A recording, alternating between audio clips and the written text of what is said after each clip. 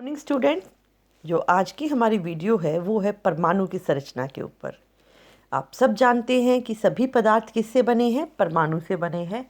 ये हमें दिखाई नहीं देते, सूक्ष्म होते हैं, माइक्रोस्कोप से ही दिखाई देते हैं। ये आपके वो भी जो कॉम्प्लेक्स वाला स्ट्रॉन्ग माइक्रोस्कोप है उससे हम परमाणुओं को देख पाते हैं। तो जब जो चीज़ इतनी छोटी होती है उसको लेके लोगों में कुछ मिथ रहती हैं, कुछ जो है गलत धारणाएं होती हैं। जब उनके बारे में स्टडी करते हैं, पूरा सही से स्टडी नहीं कर पाते, तो वो चीज़ें आज हम इसके अंदर पढ़ेंगे कि किस तरह से परमाणु को पढ़ा गया, किस तरह से उसके बारे में थ्योरीज दी गई, मॉडल दिए गए, और उन मॉडल्स में क्या क्या कमियां थी। परमाणु के अलग अलग खंड होते हैं। पहले ये नहीं माना जाता था कि परमाणु को बांटा जा सकता है, लेकिन बाद में माना गया कि परमाणु को बांटा जा सकता है। ये मेरा परमाणु है जिसके सेंटर में केंद्रक है। इसके बाहर इलेक्ट्रॉन घूम रहे होते हैं। क्या घूम रहे हैं? इलेक्ट्रॉन। और इसके अंदर प्रोटॉन और न्यूट्रॉन होते हैं। मतलब केंद्रक में मेरा प्रोटॉन और न्यूट्रॉन उपस्थित है और बाहर मेरे इलेक्ट्रॉन उपस्थित हैं इसके अंदर। और मैं बता दूं, जो इलेक्ट्रॉन है वो नेगेटिवली मतलब ऋणात्मक आवेश है उसके ऊपर, और जो प्रोटॉन है वो पॉजिटिवली चार्ज्ड है, धनात्मक आवेश है, और न्यूट्रॉन पर कोई आवेश नहीं होता हमारा। चलिए अब आज की हम वर्कशीट स्टार्ट करते हैं हमारी। कैथोड किरण प्रयोग। कैथोड की किरण का जो प्रयोग किया गया था, इसमें सबसे पहले तो आपसे यही पूछेगा किसने किया। किसने किया? जे थॉमसन ने किया, टॉमसन ने किया, हिंदी में इसको बोल सकते हैं आप। और इस प्रयोग से क्या पता लगाया गया?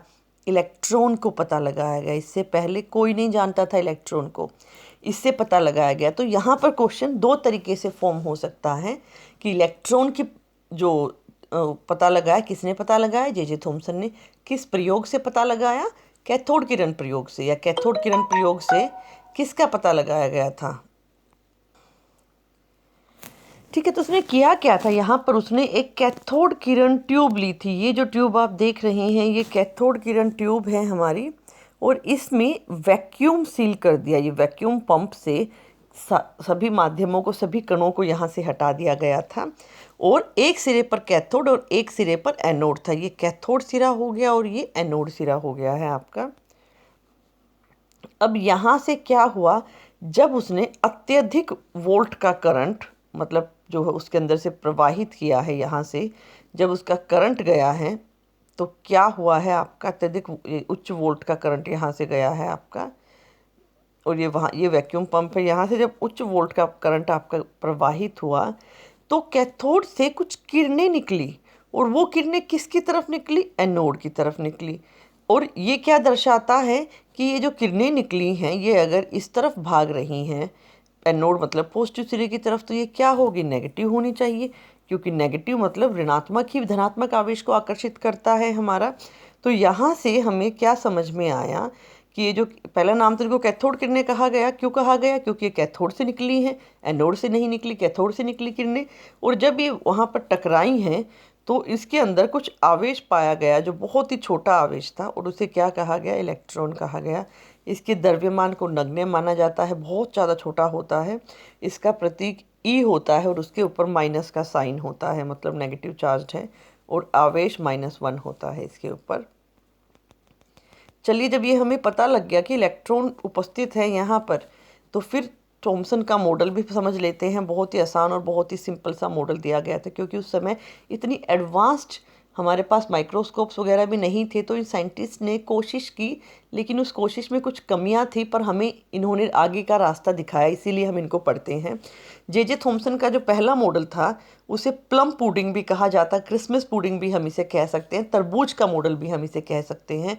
क्यों कह सकते हैं? क्योंकि इसने क्या कहा, परमाणु ऐसा है, जैसे क्रिसमस के टाइम पे बीच में ड्राई फ्रूट्स हम डाल देते हैं, जो क्रिसमस पुडिंग बनती है या खीर बनती है उसमें ड्राई फ्रूट्स, या तरबूज है, तरबूज के अंदर काले काले जो बीज हैं वो, उसकी तरह से इसने कहा। और उसने क्या कहा कि कोई और आकार नहीं है, इसी तरह से है, और बीच बीच में परमाणु के धना आवेशित हिस्से में इलेक्ट्रॉन धसे हुए हैं। ये अंडरलाइन कर लीजिए कि पूरा का पूरा हिस्सा क्या है? धनावेशित है, और बीच बीच में कहीं पर ये इलेक्ट्रॉन धस गए हैं।